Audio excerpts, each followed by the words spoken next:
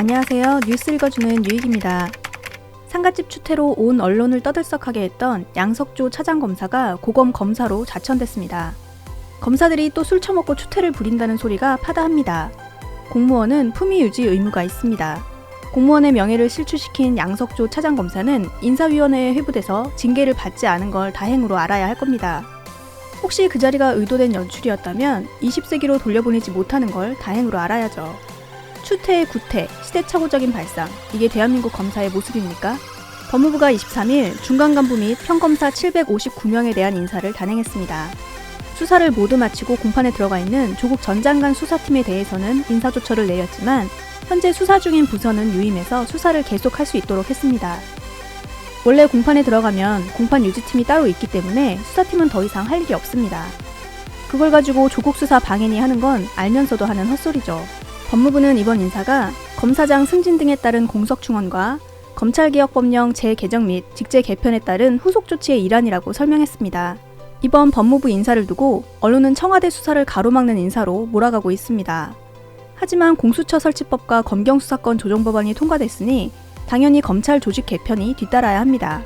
직접 수사가 축소됐으니 수사 조직을 줄이고 공판 유지를 위한 공판부 검사들을 충원하는 게 당연한 일입니다. 조국 전 법무부 장관이 퇴임하기 전에 검경수사권 조정을 염두에 두고 이미 검찰의 직접 수사 조직을 축소하는 방안을 마련해 뒀습니다. 그때 윤석열 총장은 단 한마디의 반대 의사도 비치지 않았습니다. 만약 조국 전 법무부 장관이 있을 때 윤석열 총장이 검찰개혁에 반대 목소리를 냈다면 구도가 명확해졌을 겁니다. 검찰을 개혁하려는 개혁 세력 대 반개혁 세력으로 말이죠. 그 구도를 교묘히 피해보려다 윤 총장이 역풍을 제대로 맞고 있습니다. 그간 쌓였던 적폐를 확실히 없애보라고 대통령이 검찰 조직의 수장에게 힘을 실어줬더니 소잡는 칼로 닳은커녕 갈라질 리 없는 물만 베고 있습니다. 최강욱 청와대 비서관이 조국 전 장관 아들 인턴 확인서 허위 발급 혐의로 불구속 기소됐습니다. 인턴 확인서 발급해주는 게 권력형 비리입니까? 대한민국 특수부 검사들이 정말 그렇게 할 일이 없나요? 검찰 조직을 특수부 수사 요원들로 다 채워줬는데 그걸로 인턴 확인서 발급 사실이나 확인하고 다니면서 국민들 세금을 낭비하고 있습니다. 그러니 당연히 갈아야죠. 어차피 제대로 수사를 했어도 검경수사권 조정 법안에 따라서 검찰 조직은 개편됐어야 합니다. 명예롭게 할 일을 마치고 그 자리에서 다른 역할을 맡느냐 끌려나가느냐 둘 중 하나였는데 제대로 일을 못하고 분탕질만 쳤으니 끌려나가는 것뿐입니다. 중국발 우한 폐렴이 미국으로까지 번졌다고 합니다.